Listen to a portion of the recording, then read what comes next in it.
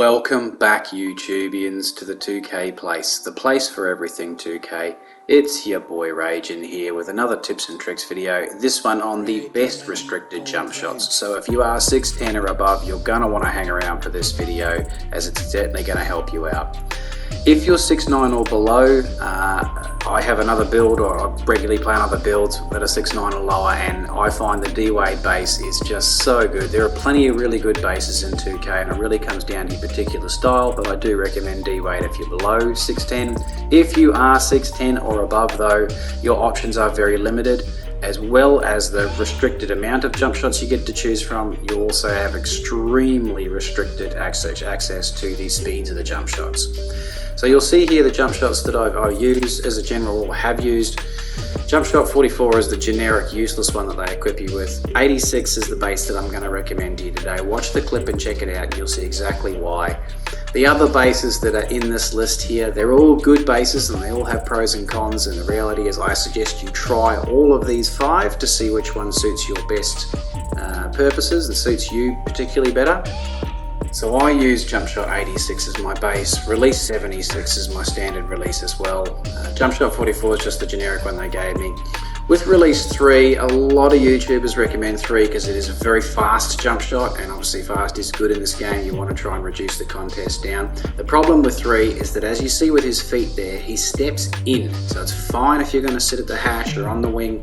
You've got enough space that you can step in and still be out for 3. But if you're a corner sitter, and a lot of big men are corner sitters, especially with that 70 to 83 ball rating, you cannot use base 3. You are going to step in for a long 2 every single time. So I do not recommend base 3 unless you are a hash sitter, or at least prepared to take long 2s and wasted the fact that you could have taken a 3.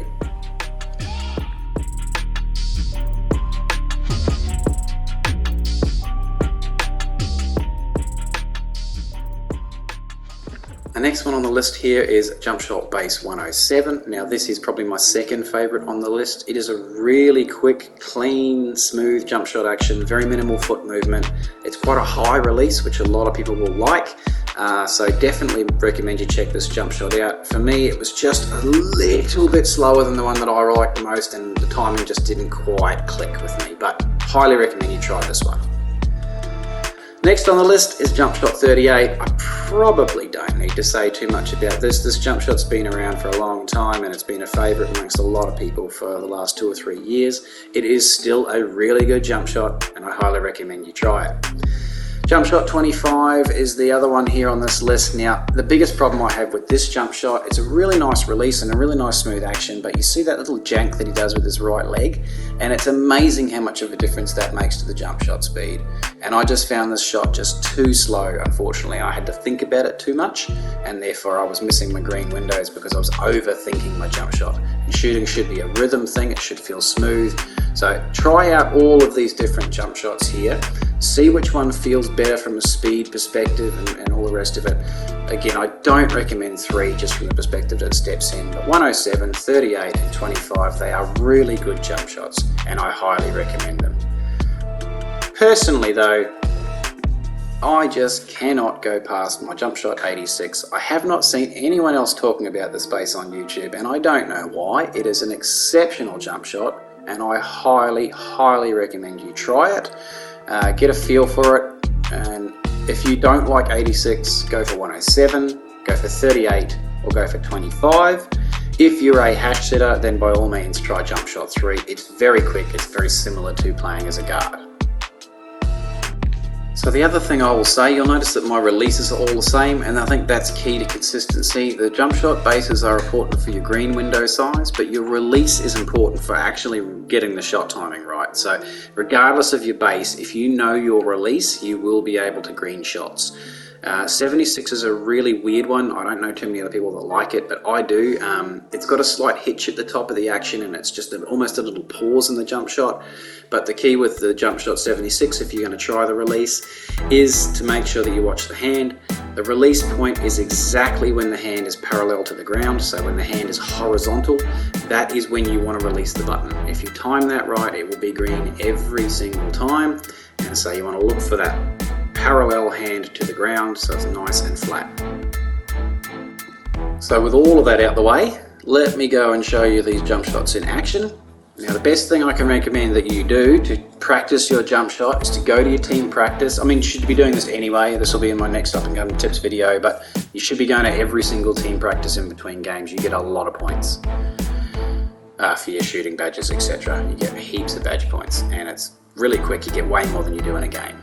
But set up for the corner threes drill. So you go into your shooting, go down to your work on your game, corner threes. And you just want to work on those catch and release jump shots. Especially as a big man, this is pretty good for your general game because you're going to be taking a lot of those catch and shoot corner jumpers. So this one is base 107, and you can see it is pretty much green lights. It's a beautiful jump shot. It's just a smidgen slow, so I'm really having to concentrate and think about what I'm doing here. It looks pretty clean, but it's not something that's coming smooth to me at the moment. I've really got to think about it. Whereas I say, find your timing, find which one of these jump shots suits your natural timing, and your life will become a whole lot easier. As soon as you have to think about the release point instead of it being a natural flow of motion, you start getting yourself into trouble. You start overthinking things. Oh, I was slightly early on that one, so I need to hold it longer, and then all of a sudden, look out, you're late as hell. So just practice around, but try these different jump shots. Again, 107, beautiful smooth action, nice high release point. That's probably the key with this one.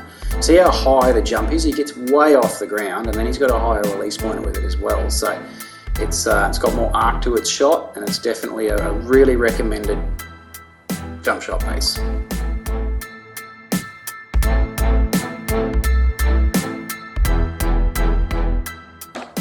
Now here we have jump shot 38, and again, probably don't need to say too much about this particular jump shot. A lot of people like this jump shot. It's good for a guard, it's good for a big man.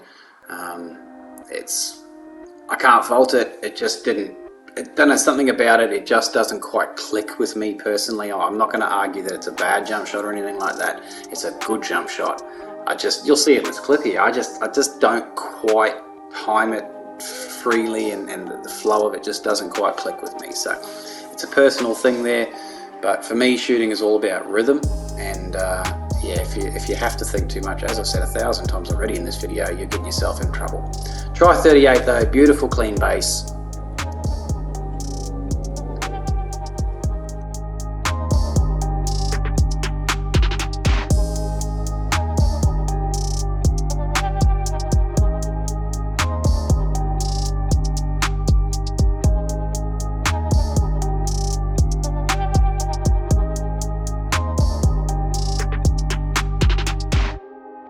And here we have jump shot 25. Now this one was actually recommended to me by a friend. They were just greening everything with it, and they said, I'll try this jump shot out. So I thought, hey, why not? I'll test it out. And look, as you can see, it's got a nice green release. It's a smooth action. The problem that I have is it's too slow.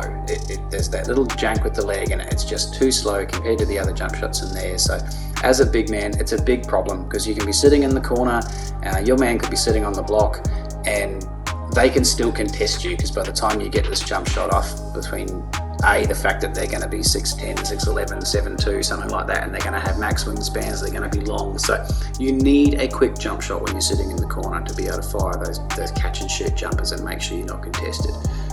So I can't really recommend 25, but in saying that, if you're struggling with the speed of the other ones, if they're a little bit too quick for you, this would probably be my recommendation if you want to slow it down just a smidge.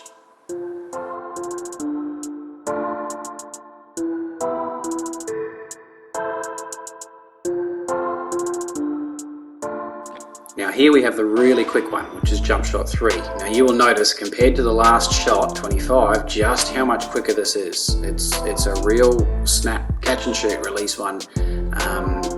It's a good jump shot. It actually feels really nice. I can't lie, it feels really good. If this didn't step in and turn those corner threes into long twos, this would be the best jump shot base in my opinion. But I have tried this jump shot before, and I was getting so frustrated because you literally cannot control that step in. So there is no way for you to actually get a corner three short of fading. And that's just not good. As a big man, that corner three is your bread and butter, so you need to make sure that you can cash in on that. jump shot 3 is just not going to cut it. If you're a pick and popper, this might be a really good base to use, because you can pick and pop, shoot from the wing. You just got to make sure again that you're going to have to go that little bit further out. That can run the risk to overstepping that line, going too far back, and then all of a sudden you're too deep for your actual, 3-point rating of 77 or whatever it might be. Just be careful with that. And last but not least is my personal favourite, is jump shot 86. And it is a really nice balance between being quick, being smooth, there's minimal footwork movement. It actually does the opposite to jump shot 3. I can be standing with my feet on the line and I'll take a little mini step back and set up nicely in the corner for 3. So the amount of times I've gone to take a shot thinking, oh no, that's going to be a long 2, and it actually shows up as being a 3, and that is down to this base pulling me back slightly. If anything, the feet, see there, the feet slightly slip backwards when he takes the jump shot. So it's a really, really nice balance between being quick, being smooth, not having silly footwork, and ultimately having a nice big green window. So I cannot recommend this jumper enough. But again, try all the ones on the list. I don't believe any one jumper is better than other jumpers. It really comes down to your personal preference, your personal tastes, your personal style, and again, rhythm. More than anything else, rhythm. It's got to feel natural and it's got to feel smooth. So try all these different jump shots out and see which ones you like. I hope you enjoyed the video, guys. There will be more on the way. If there's anything else that you specifically want us to focus on, let us know. Otherwise, we will see you next time.